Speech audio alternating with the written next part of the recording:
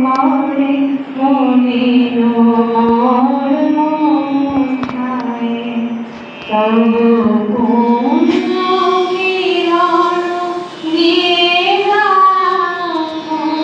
মোহাই মাধুর ছায়ে মনের মর্ম ছায়ে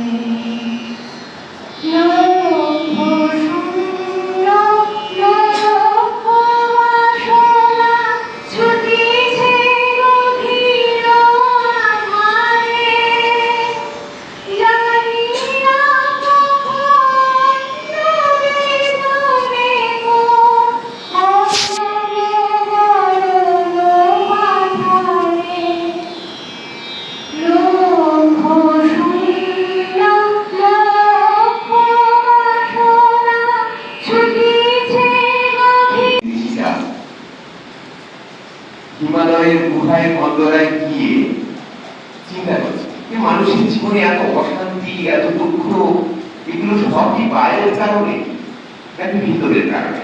আর এইটা খুঁজতে খুঁজতেই তারা সন্ধান পেয়ে গেলেন অনন্য এক রতন। কি সবই তো আমাদের ভিতরে রয়েছে। আর সেখান থেকে শুরু হলো এই যোগের প্রাণায়াম। সংস্কৃত যুজ ধাতু থেকে এই যোগ শব্দটির সৃষ্টি। অর্থ মিলন। কিসের মিলন? সবকিছুর সঙ্গে সবকিছুরই মিলন। আত্মার সঙ্গে পরমাত্মার মিলন। আমাদের চারপাশে যত মানুষকে দেখছি সবাই কিন্তু আমরা আলাদা।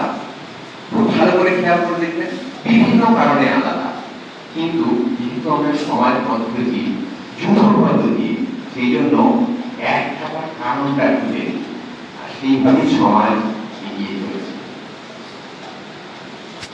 এখান থেকে যোগের কনসেপ্টটা চলে এলো। মূল বিষয়টা হচ্ছে একদম আধুনিক কনসেপ্ট। মূল বিষয়টা হচ্ছে খুশি থাকতে হবে, এত টেনশন নেওয়া যাবে না। একটা হিন্দি কথা আছে, টেনশন লেনে কা নেই দেনে কা। যাই হোক, আমরা দেওয়াতেও বিশ্বাসী হই, কিন্তু টেনশন নেওয়া যাবে না। ভাব গম্ভীর হয়ে বসে থাকতে থাকতে ঠিক করে একটু মনটাকে হাসিয়ে দিলাম, এইটাই এর মধ্যেই লুকিয়ে রয়েছে কিন্তু আমাদের সুস্থ থাকার চাবিকাঠি। ছোট ছোট ঘটনা সমাজে ঘটছে, রাস্তা দিয়ে হেঁটে যাচ্ছি, কেউ বাইক নিয়ে মুখ করে চলে,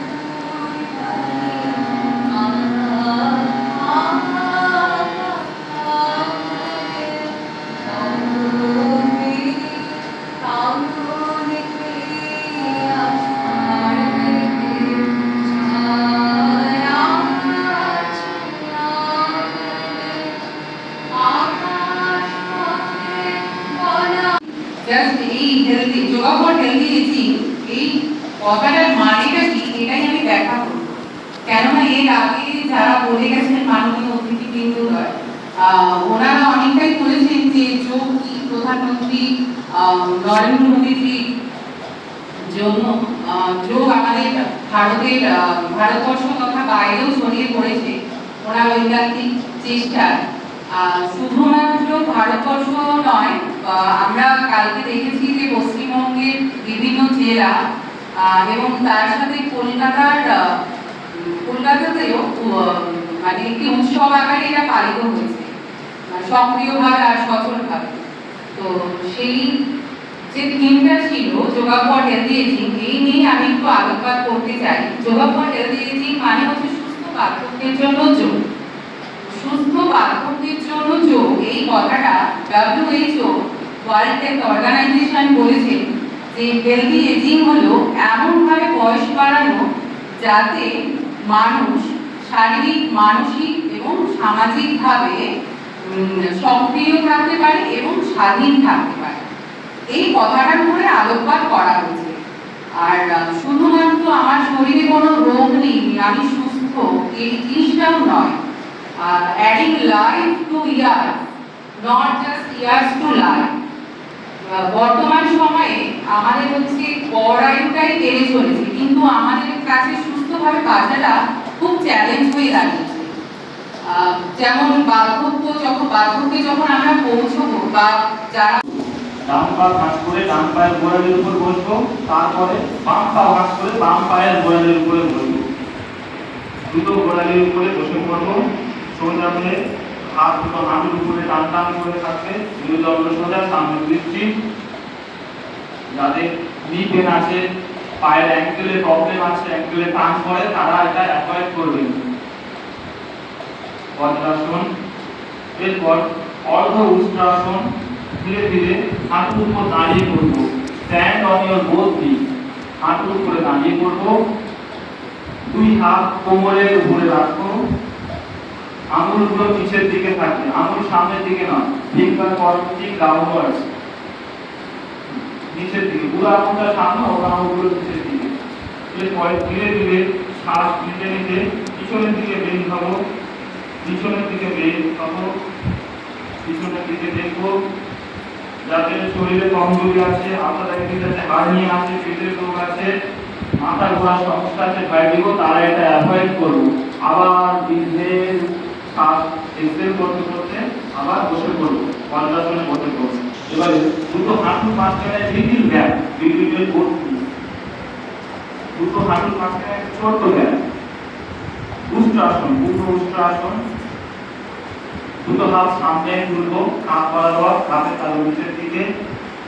ডান হাত তুলে ডান দিকের গোড়ালিতে নিয়ে যাব এবং বাম হাত তুলে বাম দিকের গোড়ালিতে নিয়ে যাব, মাথা পিছনে, গোড়ালি ধরবো, ধরে গোল করবো।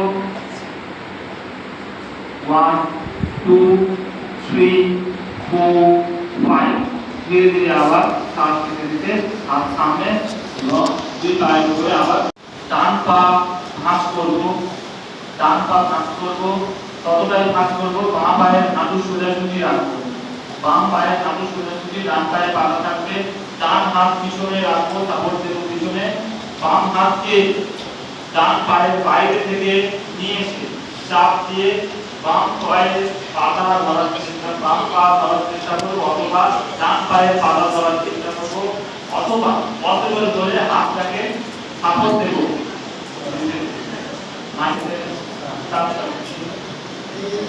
সামনে স্টেজে ফলো করুন, যাদের অসুবিধা হচ্ছে সামনে স্টেজে ফলো করুন। 1 গোল করবো, 2 3 4 5। তারা হাত থেকেও সাপোর্ট দিতে পারে, বাম হাত বাম পায়ের পাশে রাখতে পারে। 1 2 3 2 5। রিল্যাক্স। ধীরে ধীরে আবার পা সামনে বসে যাও, আবার আমরা বসে যাবো, পা দুটোকে আবার একটু চেক করে নেবো, এইভাবে কাটিয়ে নেবো পা দুটোকে, পা বিশ্রাম নিন। এরপরে আমরা বসে 3 বার লম্বা শ্বাস নেবো, ছাড়বো। Inhale, exhale, inhale, exhale, inhale, exhale. Now hold your both legs. দুটো পা ভাঁজ করো, hold your both legs and hold your both ankles by your both palms. দুই পায়ের অ্যাঙ্কেলকে ধরবো, দুই পা ভাঁজ করবো, দুই হাত দিয়ে দুই পায়ের অ্যাঙ্কেলকে ধরবো, পা মাটিতে থাকবে। ধীরে ধীরে কোমর এবং পিঠ উপরের দিকে তুলবো, সেতু বন্ধাসন। সেতু বন্ধাসন, যাদের হার্নিয়া আছে, আলসার আছে, তারা অ্যাভয়েড করবে। ওয়ান টু, মাথা নিচে, মাথা উঠবে না, থ্রি, কোমর তুলবেন, শুধু কোমর, পিঠ থেকে থাকবে, কোমর তুলুন, রিল্যাক্স, ধীরে ধীরে নামিয়ে নেব, পাঁচটা নিয়ে সোজা, দুটো পায়ের জায়গায়, 3, 4, 5, রিল্যাক্স, ধীরে ধীরে চাপ ছাড়তে ছাড়তে নামিয়ে নেব পাকে। এরপরে অর্ধ হলাসন, এই 45 ডিগ্রি হাত সোজা রেখে পা টান টান, পায়ের টো নিজের দিকে টানো, সোজা, 1, 2, 3, 4, 5, ধীরে ধীরে শ্বাস ছাড়তে ছাড়তে দুই পা নামিয়ে নেব।